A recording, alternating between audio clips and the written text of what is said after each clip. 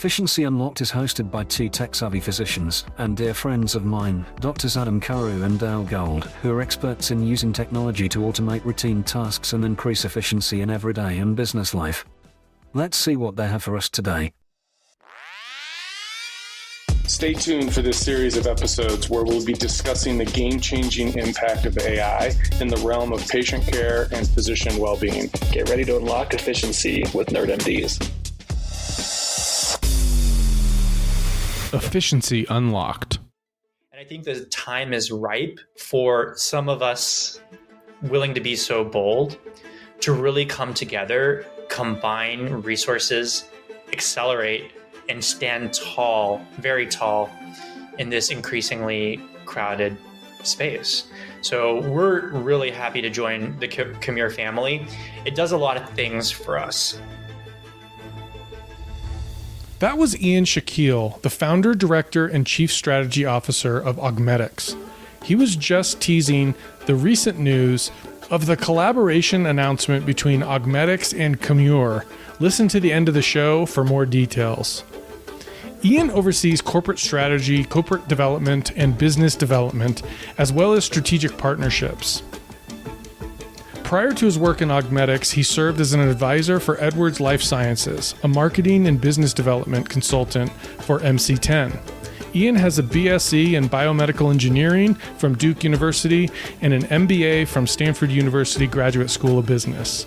We are super excited to have Ian on the show this week as one of the original pioneers in this ambient scribing space.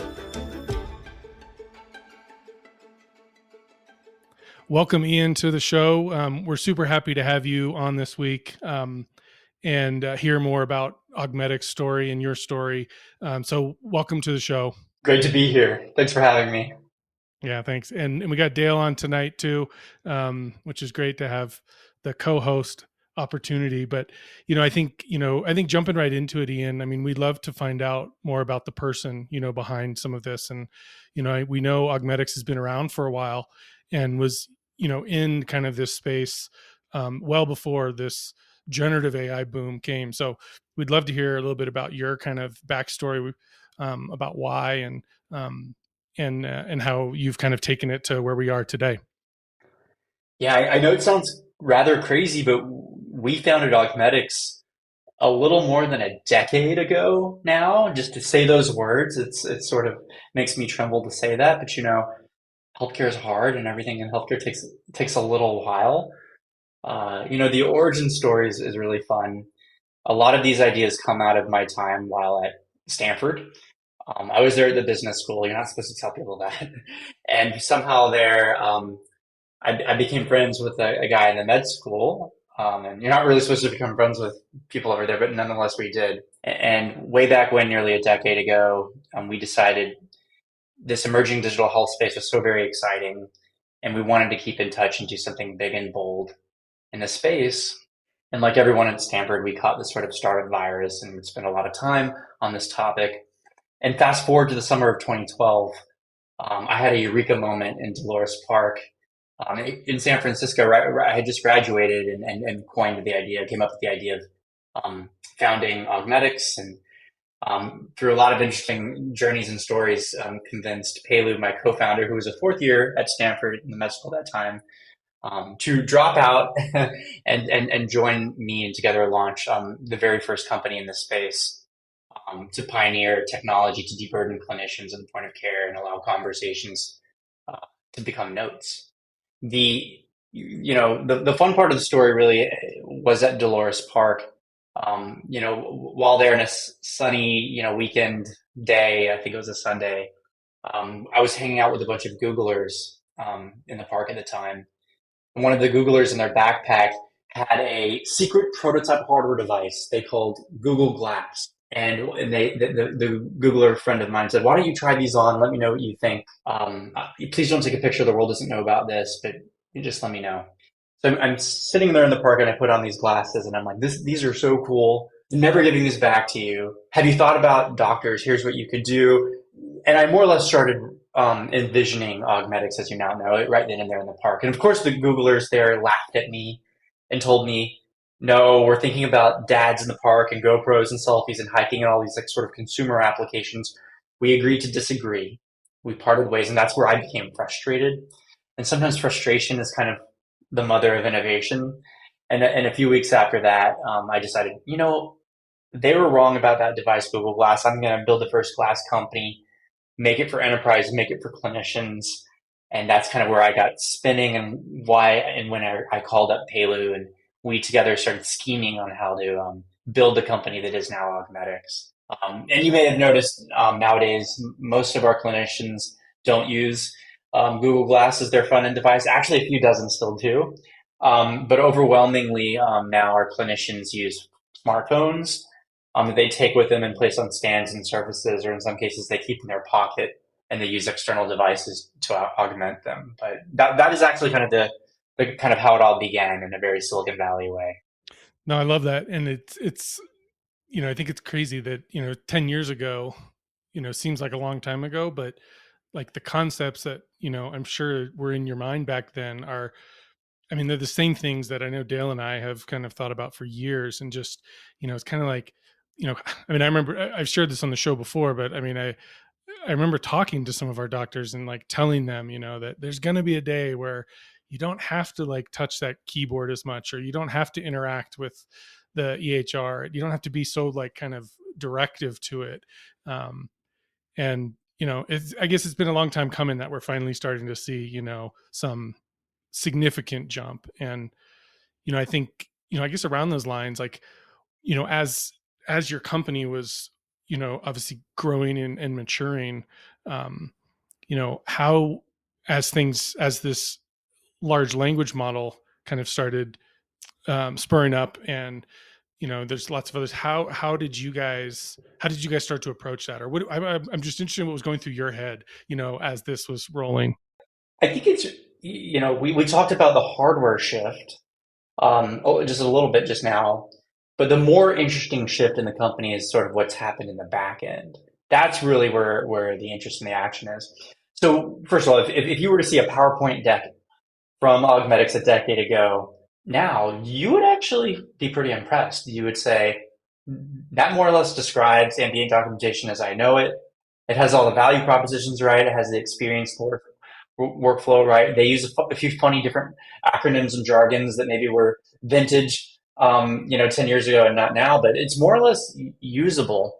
But the journey has really been in the back end. In the early days of Augmedix, the way we achieved ambient documentation was a high ratio of humans in the loop in the back end, performing most of the heavy lifting of structuring conversations into high quality notes and placing them in the EHR. There just quite simply wasn't generative AI to do that, or even rudimentary NLP at the time to even assist with that. So we used largely humans remotely with all kinds of technology enablement and tooling to help make them more efficient. But nonetheless, that's how the magic occurred. And by the way, there was and still is actually a pretty big market for that kind of high touch service. But the downside to it is it's still expensive, and there are limited abilities to scale. But for the fortunate clinicians that can have such a service, it's a wonder, and it's an ROI positive experience. Our strategy then was to continue to add in increasingly sophisticated tools more and more over time until the ratios between what we call a medical documentation specialist, or the humans in the loop in the back end for us, and the clinician in the front end got much better, asymptotically approaching zero. And what's been really exciting for Augmedix is in the last few years, with all of the jumps in generative AI and related technology, we can actually get not just asymptotically to zero, but Kelvin zero, actually zero.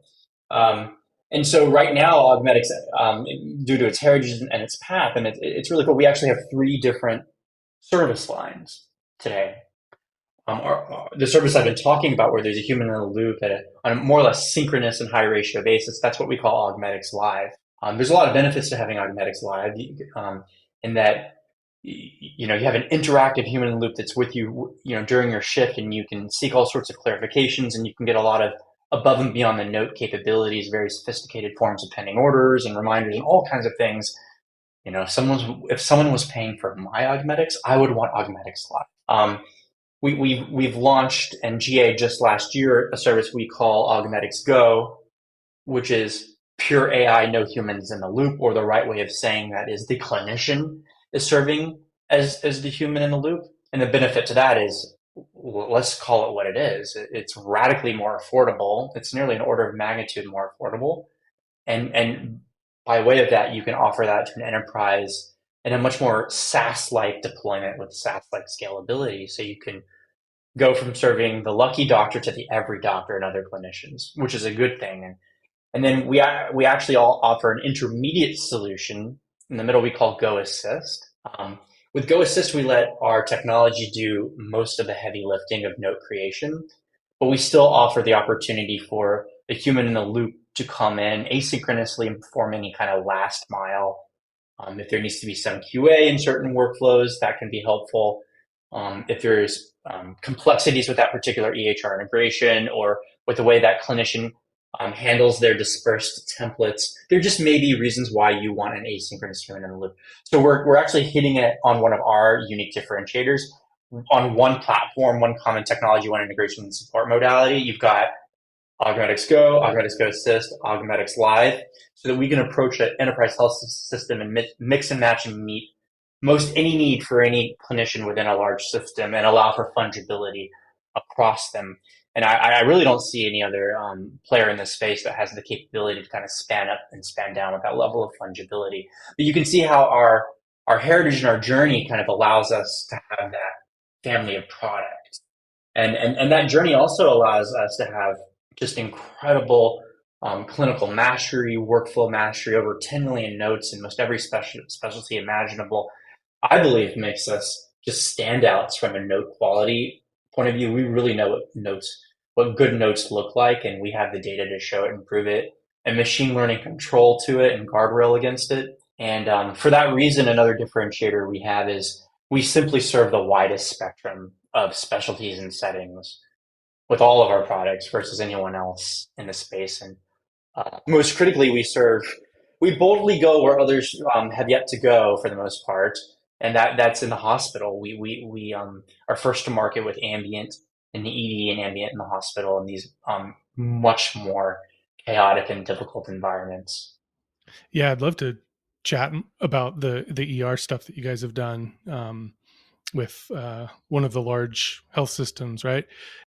Where do you see this going? With your strategy hat, where is there room for this space to go, and where do you see it going, and how are you positioning yourself for that? Yeah, well, when we founded the company, the principle was we believe every clinician should have the benefit of ambient documentation, and I believe in the next 5 years, it's going to be like your stethoscope or your white lab coat. You're going to turn on your Augmedix or something like Augmedix in the morning, and it's just like the expectation, the critical tooling of your life. And if for some reason that's not available to you, it's like, let me call and say, I'm not sure how I proceed with my day. So I really do believe we're well on our way to having ambient documentation and things like Augmedix be kind of the at scale clinician deburdener to really allow clinicians to focus on what matters most, the patient right in front of them, which is why they went to medical school or nursing school. Now, if you talk about what's next, I mean, obviously beyond just scale, which is important, I think you're going to see the note creation part of Augmedix really emerge as being just kind of like basic table stakes. And what we call sort of all the ambient documentation enablement is going to be sort of above and beyond the notes. Let's call it Notes Plus. In particular, we here at Augmedix are pioneers in this area.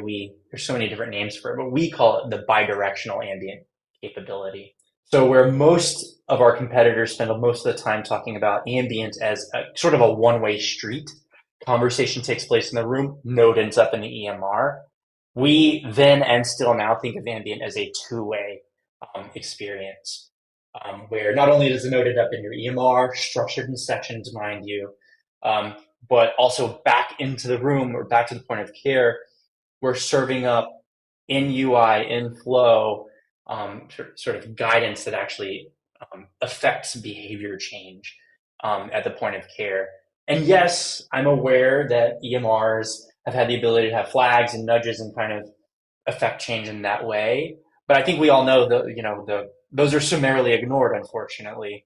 I think the power of, for example, ambient reminders is that they can be titrated based on what was said or not said in the room in real time. And that takes what was an annoying flag and turns it into really something quite helpful and enabling that the clinician actually wants to get. I certainly would want to get. So we're spending a whole lot of time enabling these bidirectional ambient experiences.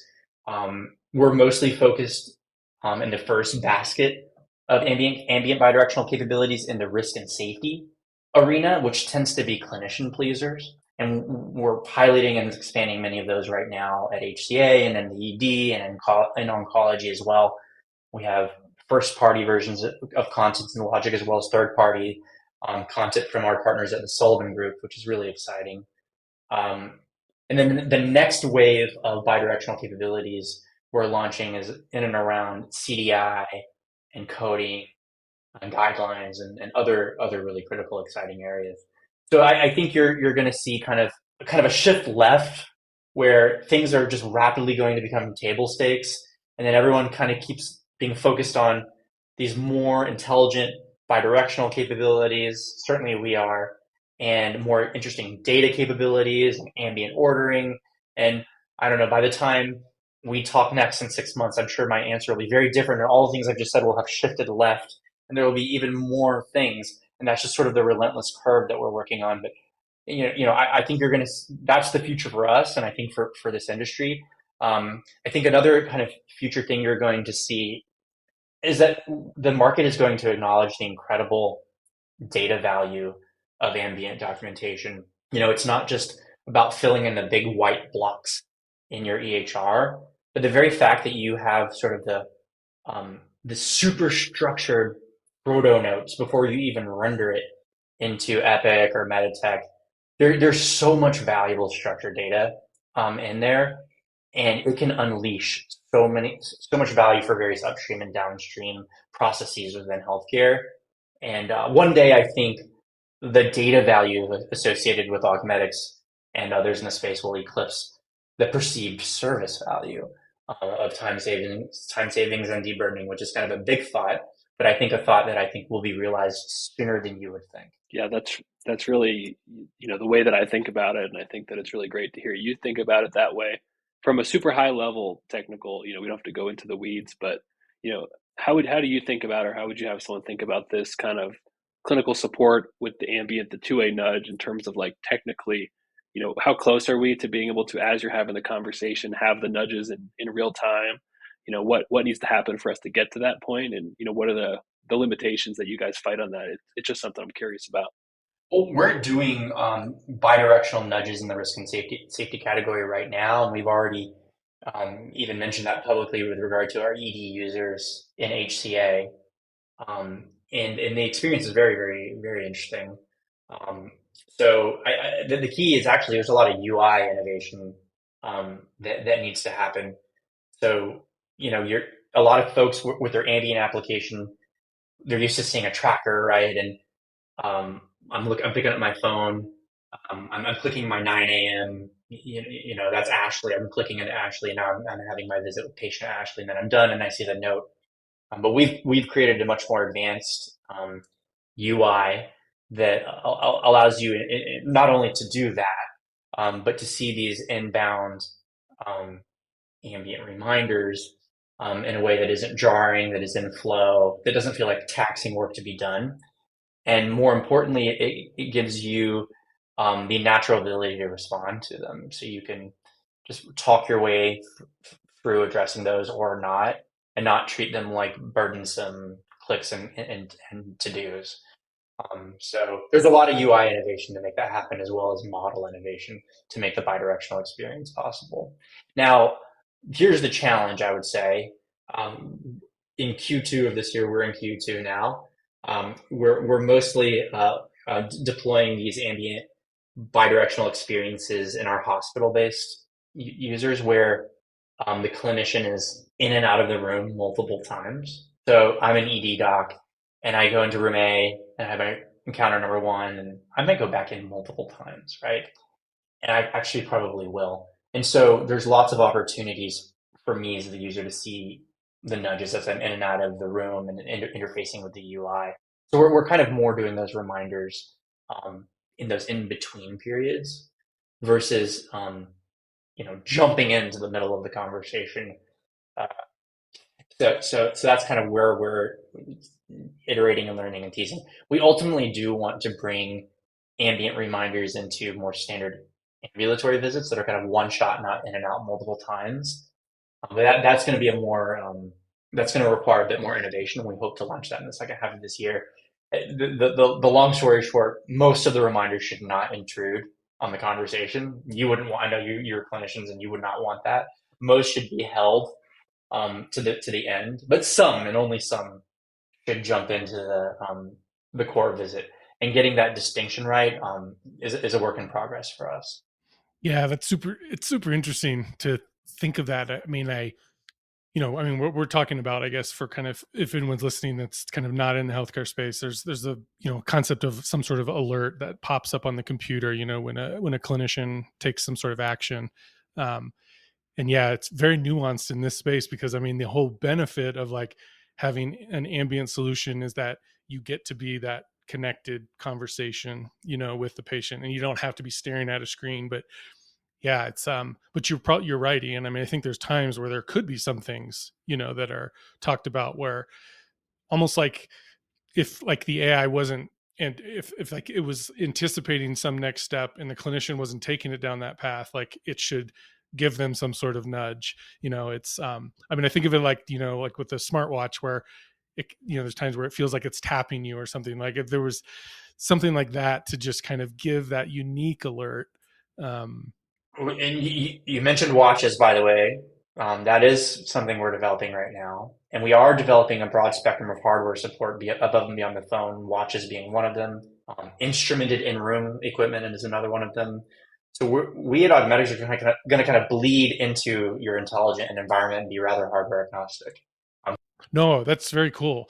I mean, I would love to kind of circle back even to just talking more specifically about the emergency room, because I think, people that have been in the emergency room as a patient know it's pretty hectic. But as a nurse or a physician or another type of advanced practitioner working in the emergency room, I mean, you're a lot of times managing multiple patients at the same time. It's in and out. And I'd love for you to kind of explain how that works, because I think that's been, I'll just say, some of your competitors that, where people are using it in those settings, it's been challenging. And I know you have some pretty good data to share from the HCA emergency room work, where it was pretty successful. So it obviously was working well in that similar hectic environment. There's still here's the genesis of how it all happened. A couple of years ago, we entered conversations with HCA. They approached us and they said, you at Augmedix invented ambient documentation a decade ago, and it's now quite nearly a mastered and mature thing in ambulatory. Well, let's get the gang back together again and reinvent ambient, but now in this very extremophile area, the ED, and let's together work out the kinks, make this scale ready, which is something that, of course, HCA needs to think about. And we embarked on this journey together. And in conjunction with that, in fact, HCA also made two strategic investments in the company to accelerate our efforts here. The thinking was, if you could master the ED, you've nailed it. You can master just about anywhere else. It's about the hardest thing you could ever imagine. It kind of earns you the prime position. And the thought is enterprise health systems are going to choose their ambient vendor not on where it's easiest, but actually where it's hardest, and then the rest can come. And that's certainly the way HCA thought about it. And so, you've heard me talk a little bit, and I've already explained kind of what makes the ED so unique. Well, for one, there's no schedule to speak of. So with our ambulatory ambient app, or with our some of our competitors, there's that schedule. You got your 9 a.m., your 10 a.m., they click. That simply is not a concept that exists in the ED. So if you look at our acute or hospital UI, you'll see that there's like a tracker, and instead of name and time, you actually see rooms, and you see patients and other critical vital information, things that ED clinicians typically like to see. And I, as an ED clinician, will then just tap into the room and then tap out, tap in, tap out multiple times. And the second visit, maybe a reval. And then our model basically stitches all of this together to create a cogent and connected node and story, which is not obvious. Like a typical ambulatory model wouldn't be able to do that. So you can see the amount of UI innovation and model innovation needed to make that happen.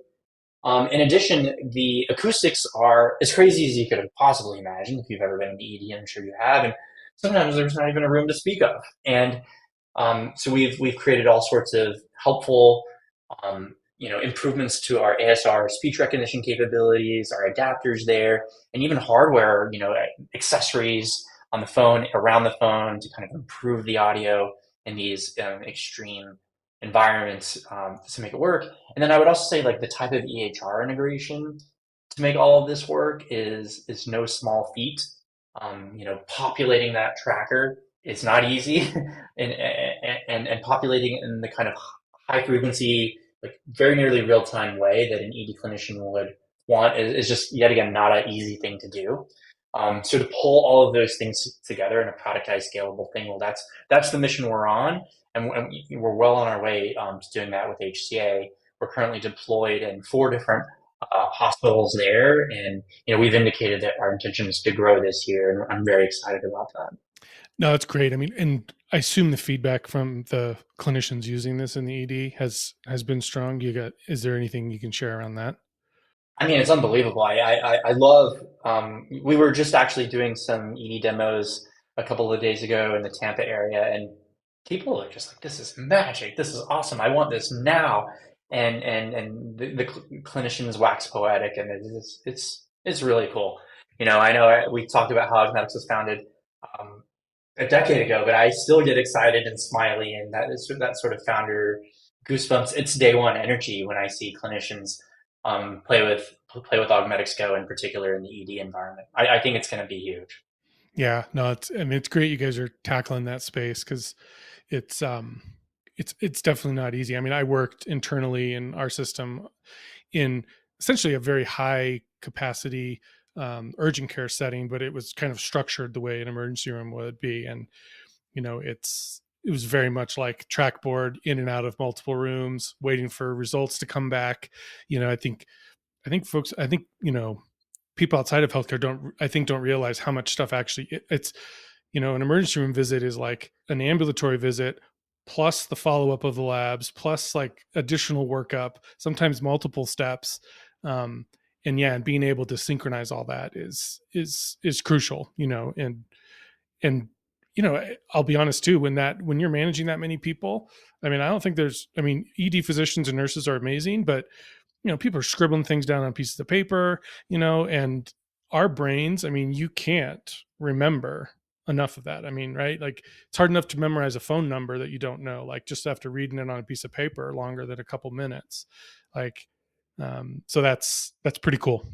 To that topic, our chief medical officer, Davin, said something that really resonates with me. He said, when I'm using Augmedix, I can be the Sherlock Holmes that I always wanted to be. Somehow I'm just sort of set free. I know when I ask the next question, I'm not creating like an essay for myself. I can just simply ask in a liberated way, just go deep and explore you, be inquisitive. And there's just something beautiful and very positive around that, versus just stickies, both conceptual stickies and sometimes real stickies, just to kind of keep up with the visit at hand. So I look forward to sort of unleashing the, locked and trapped power of super smart clinicians that have kind of been chained for these last few decades. It's kind of like letting them loose, turning them into Sherlock Holmes to solve the problems they were born to solve. you know? Yep. No, I love that. And I think, I mean, Dale probably has a follow up to that too. And I think, but what I'll say is I've heard from clinicians that are just started to experience ambient that they actually said for the first time they can actually think clearly in an encounter too. Because I think you're not burdened by like thinking you have to type something down or look at something. You can actually just coherently think. And obviously clinicians do processing and assessment and that sort of thing, but to be able to do that on the fly, when you're actually interacting with the patient is pretty unique, unless you have the luxury of a scribe, a digital or an in-person. Jump on top of it, that the concept of these visits too, if you figure out not only how to take them in, but how to compose them afterwards in a coherent way, that's going to be really helpful. These are notes that 100% of the time someone will be looking at to follow up, whether it's the inpatient team looking at it or Adam and I on the outpatient team. If it can be done right, the in and the out, these are notes that are going to be really helpful to people following up to have all those details captured in the right way and summarized. So it is a good problem to solve. I mean, I think that. Go ahead, Ian. No, yeah, I'm just thinking about like when you talk about the multiple constituents and stakeholders, the readers of the note, right? You remind me of a conversation I was recently having with Dr. Schlosser, who runs the CT&I group and the innovation group over at HCA. And he asks the question like, what is the purpose of the note? Like, why do we even have a note? Like, who is it for? And I still don't think we can all align perfectly on the answer to that question. But one thing's for sure, like there are a lot of different audience members and stakeholders downstream and all over. And what I think is so exciting is if you could sort of capture the core structured data that you have in and around the visit and from the conversation, you can produce or render a note for all of these different audience members and use cases. And it doesn't have to be just one note, right? It can be infinite notes, right? An on-demand rendered note for purpose X. These are problems that are fun to talk about, and I think we can solve. Yeah, that's super makes cool. A lot of sense to have some knowledge of who's reading it and changing what it looks like. I mean, super cool, super fun stuff. Before we go, I kind of want to go back in time, as we're like dissecting what a difficult challenge healthcare is. You're, not like Adam and I who are stuck to healthcare, whether we like it or not. You chose this life. Why healthcare for you? I know that you had your idea buddy. And I think that that's many a beer Adam and I have had with our ideas back and forth. I'm sure you've had some funny bad ones too that you could share about. But why healthcare, and are you happy with that choice? And what else would you have been doing? Well, I'm happy to have to say that, but I hope you can hear in my voice that it's sincere.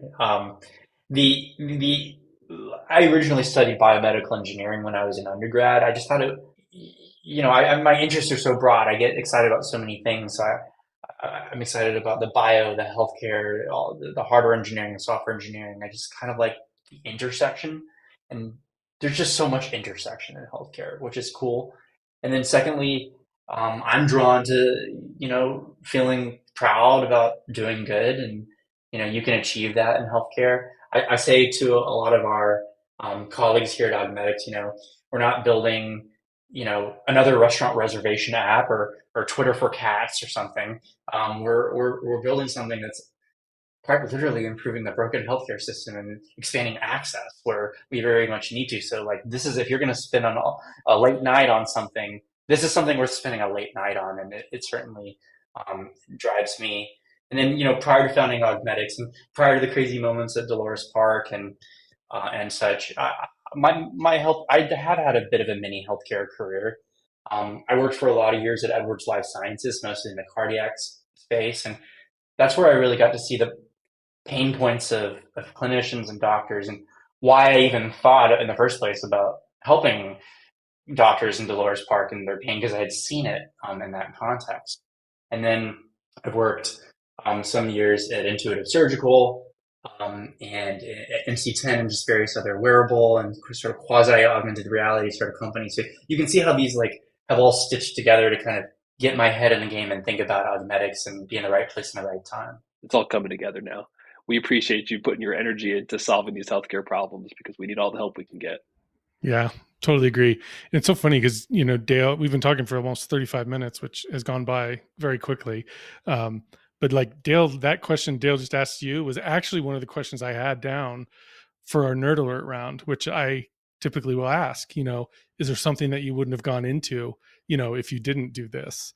And I'm pretty confident after just talking to you for the last 35 minutes that you probably could have applied this same sort of principle to that you've done with Augmedix to lots of things to solve. But I mean, is there something that I'm actually just pivoting us into the nerd alert round because, but is there something that you think you would have done if you wouldn't have gone into healthcare? Yeah, I'm such a nerd, and I'm the original glass hole, right? So if I didn't found Augmedix and the first Google Glass company to do it something exciting in healthcare, I probably would have done something in wearables or Google Glass in some kind of enterprise application. I was really compelled by that space, and even now, I like to think about Augmedix for X, right? Like what are the adjacent areas by which something like Augmedix can work? And there are many such areas and many more now because of Gen AI and the kind of lowering of the barriers there. Ian, I guess we have I do want to ask you about this kind of partnership that you guys have recently kind of set in place with Commure, which is another kind of health tech company. Do you mind kind of explaining some of that for us? Yeah, this is super exciting. And you probably saw the news just a few weeks ago that Augmedix is joining forces with Commure. This marks, I think, a really exciting moment for the industry because, as I say, there's like 50 players now, competitors in the ambient documentation space. 5 years ago, it was just us. Now there's 50.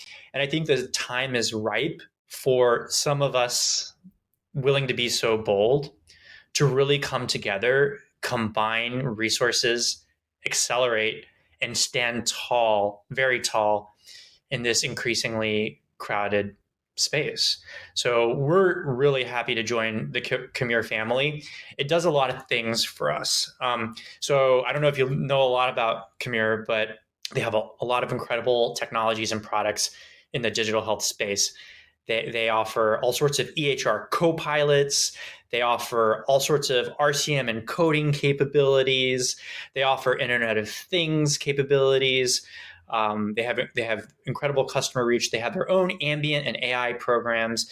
And so we're actually going to really expand the breadth of what it is Augmedix can offer. People think about ambient documentation and the note-taking process.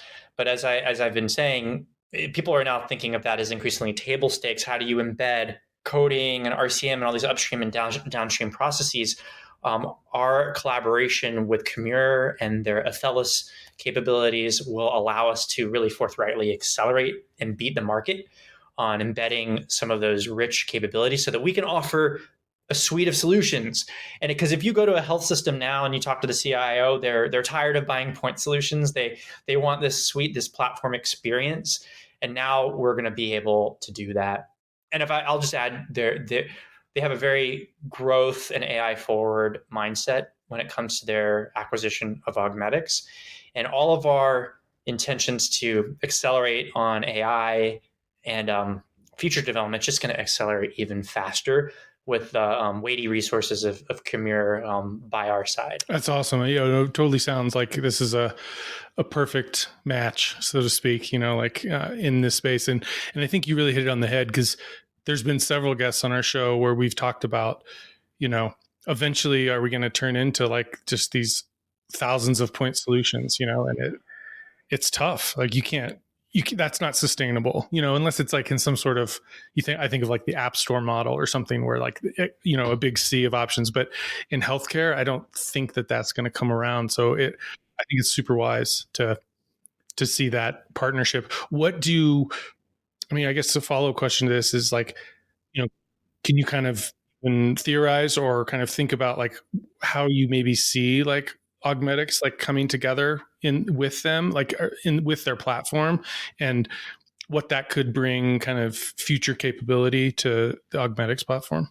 Yeah, I mean, if you think about the workflow of using Augmedix, you're using one of our many UI interfaces to engage Augmedix and see the note writing capability happen. But from an end user perspective, you're going to start to see and feel that you're not just seeing a note come up and editing the note and clicking submit, but you're going to see ambient cues kind of undulating and emerging in your UI in sort of your note creation experience.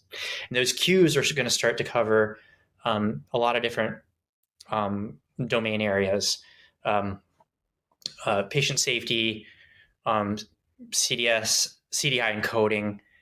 And our intention now is to really accelerate the domain of CDI coding and RCM related areas, and kind of bring those in the form of cues into a sort of seamless experience for the end user that originally was thinking of us just for note creation purposes, but now are getting all these additional capabilities that are in kind of one unified workflow. So I can kind of say about that much at this point. They also have a really exciting ambient product, an AI scribe product, and they have some interesting tech stack modules in that, and as do we, and we're going to really be able to combine them and do some really incredible things. We hope to very soon.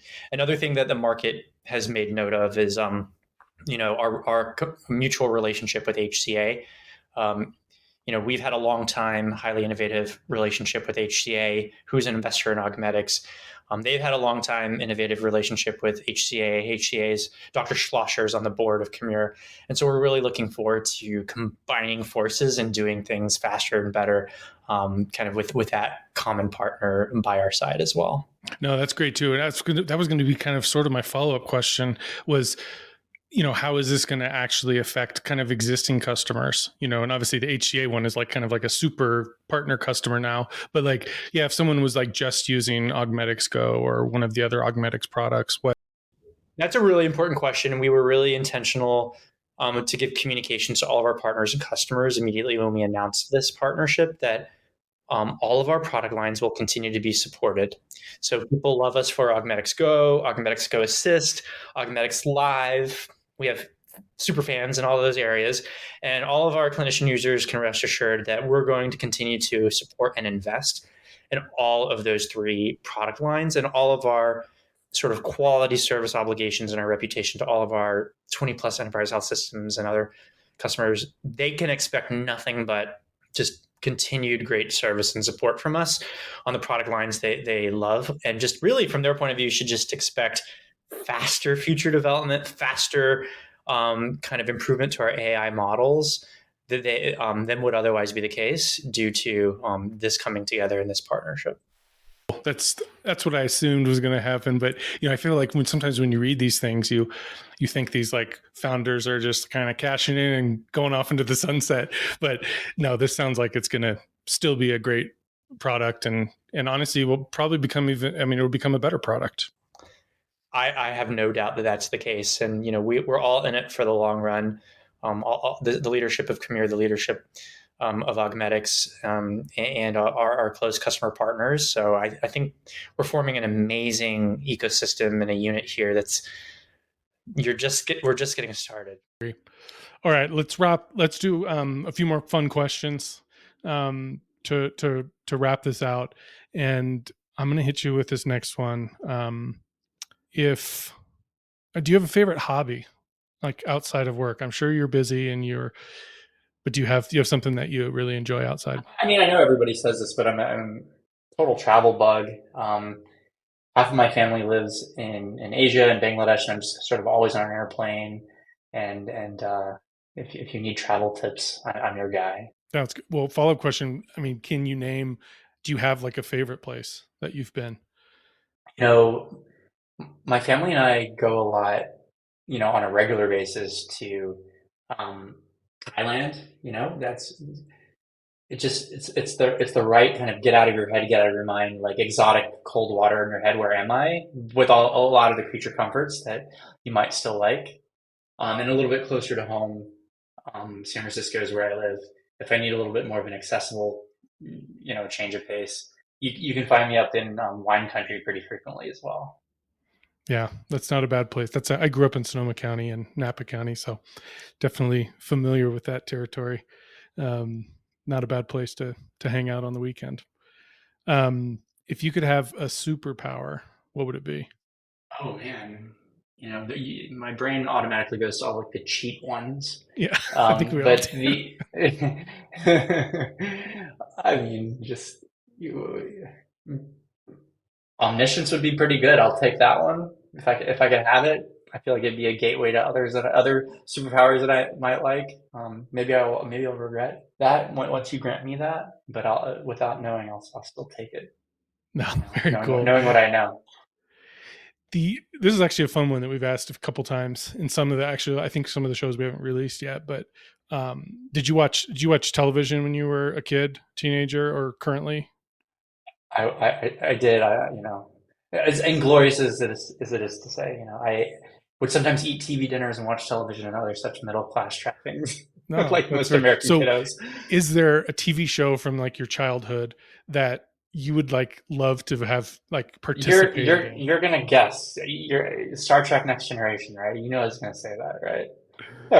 Yeah.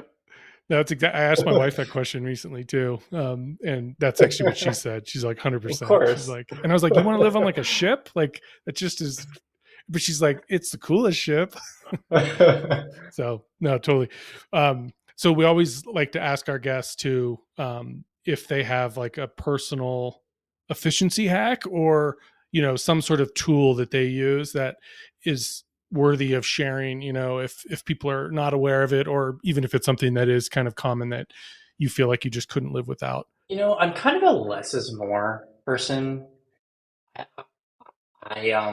My weird efficiency thing is I create like very Ian Shakil tailored sort of spreadsheets through my day. It's kind of like little mini agendas and mini note taking systems for myself, and I just kind of live in and out of a pretty intricate Google document, Google spreadsheet that if you were to see, you would not know what to do with, but it's kind of like peering into my brain structure. And so, I find like using these like sort of very custom note keeping spreadsheets to be a valuable thing. And I visit that document several times through my day. Another kind of hack that I've tried to do is, I used, maybe 5-10 years ago, I was just super real-time responsive to texts and inbound communications and calls. And I've since changed my tune, and I now am very batchy. I kind of like get through my emails like all at once in 2 hours, every 48 hours or something. And I've just found it allows me to just allow for much higher quality communications and connectedness with people, which I thought was, suffering. And there's just nothing more important in business life or life than, connecting with people and, maintaining sincere connections. Love that. That's a great way to wrap up that lightning round. Well, Ian, Dale and I super appreciate you taking the time to chat. I think we obviously like what you're doing and wish you guys the best and success. But in closing, is there anything else you'd like to say in closing today? No, it's day one. This is going to be such an exciting space, and clearly you guys agree, and you're shining a lot of light onto this space too. There's a lot of misunderstanding and mystery and definition needed, and keep it up. Love to keep in touch with you and keep following the space. If you have me back, I bet you the whole industry will have changed, and we'll have a lot more to talk about. No, we're looking forward to like having the circle back guests, in that cycle, because again, I think as much as things have changed in just the last 1+ year, I think things are going to change a lot more in that next cycle. So thank you again for taking the time today, Ian. Really appreciate it. Have a great weekend. It's Friday evening, almost in your neck of the woods, and a little closer to that in our neck of the woods in the Denver area. So we appreciate it. Take care. Thank you. Bye. Okay.